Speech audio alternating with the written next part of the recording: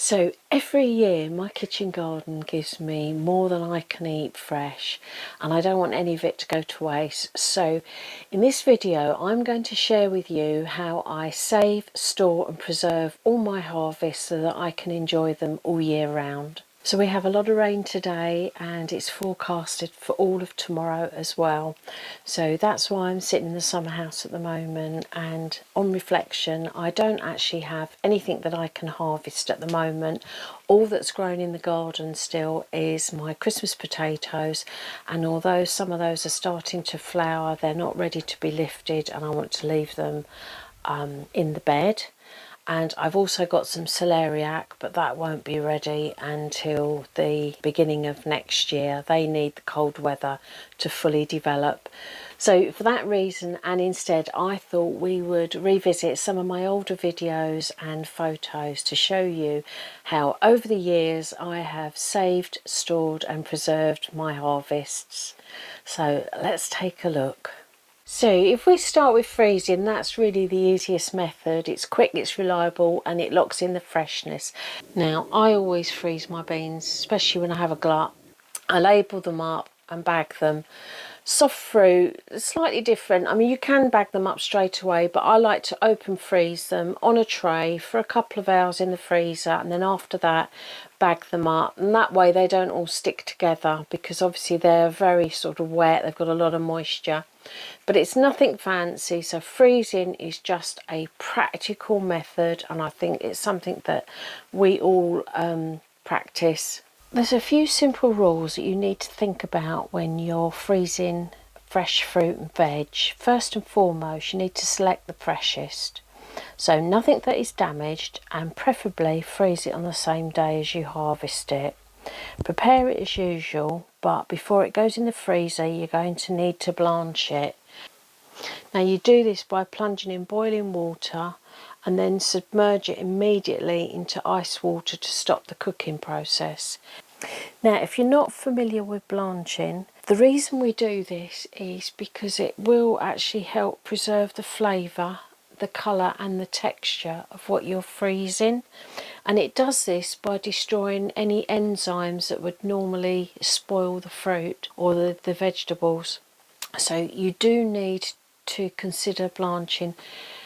The amount of time that you need to plunge it into boiling water will depend on the type of fruit and veg, but there's plenty of information all over the internet, so whatever you're about to freeze, just Google it and it will give you the minute. So as an example, if I was to be blanching runner beans or French climbing beans, broad beans, they'll only be plunged between 2 and 3 minutes. Bag it up or put it in a suitable container, whatever you're going to store it in. Now what I like to do with the bags that I use is I expel every amount of air that I can, and then I try and press it all out as flat as possible and lay it in the freezer for maybe 24 hours, and then the next day I can shake the bag up, because I know that each individual piece of fruit or veg is individually frozen and it won't all stick together in a big clump. So that's just another tip. Drying is another form of preserving, and herbs in particular lend themselves beautifully for drying. Now traditionally they were cut in bunches, tied up and hung upside down from rafters of cottages and houses in past times to dry them out, to preserve them.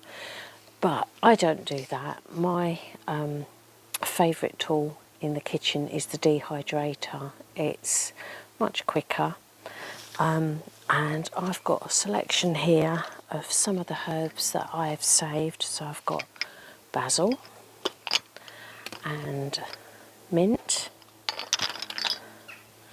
parsley, rosemary and sage that I did quite recently. I've done a segment on that. But I've also dried chilies and garlic and ground them up to make garlic powder and chili powder. Now If you do decide that you want to dry your herbs traditionally by hanging them, the best thing to do is to hang each herb separately in small bunches, tie the stems together, preferably using thin cotton. And another tip is if you get some tissue paper and thread it over the stems to cover it, that will stop them getting dusty. And then you want to hang them in a cool, dark, dry place where it's well ventilated. Don't expose them to extreme heat because they're likely to turn brown and lose flavour. And also, if it's too light, it can actually damage the delicate oils, so they could lose scent and flavour. And one other thing is, when you're hanging them, as I've already said, hang them in their separate individual herbs. Let them completely dry, then you can combine them. So once they're dry, you can crumble them up. I sometimes put them in a bag and crumble them, and then pack them in jars, label them and store them in a larder cupboard or away from direct sunlight, and then you've got them on hand in your kitchen when you're cooking. Now sometimes, but not always, I will dry my chilies. So these have been hanging for a while in here. They've kept their colour. And when they're completely dry, and these actually are really dry and can be cut down, I save them in a jar. Now you can use these by rehydrating them and putting them in sauces and pastes, or you can add them to stews and soups to enhance the flavour, and they'll store like that for at least a year. So when it comes to storage, there are some crops that don't need any processing at all. So if you've got lots of apples, you can wrap them individually in newspaper and just spread them out on a tray, and they will keep. My squash, I had 4 large squash that I grew this year. They're sitting in the shed on a rack so that they're well ventilated. They'll probably last all of the winter. I've stored all my garlic in a net bag. Now that's hanging up in my larder cupboard in my kitchen, and they can sit there all winter. They will last probably 6 months to a year, as long as they're kept in a nice cool dry place. And they're handy because I can just grab them whenever I'm cooking, and I've always got lots of lovely homegrown garlic.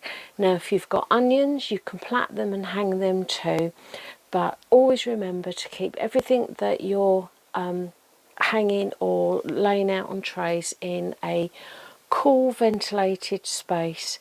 And if you rotate the crops from time to time, then you'll avoid any waste.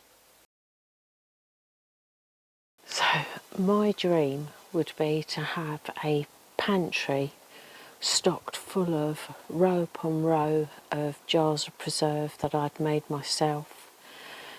But I don't have a pantry, so I have to be realistic. So when I want long-term storage, I turn to preserving. Now it takes a bit more care because you need to sterilise all your jars. You have to be meticulous about it, and you have to make sure that everything seals properly.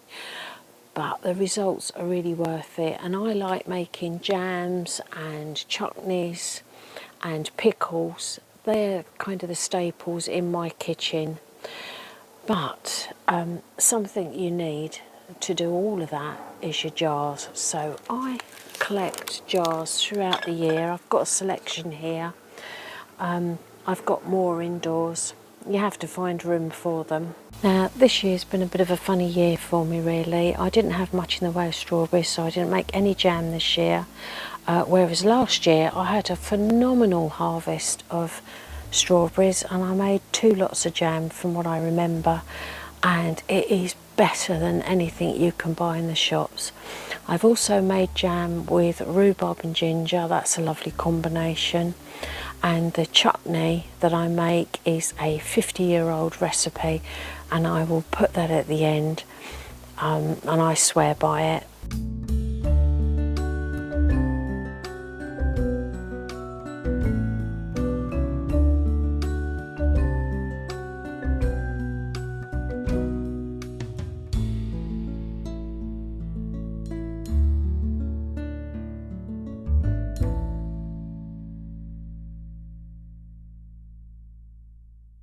So not every method works every time. I've had failures, and it's just the way that you learn, and every season gets better.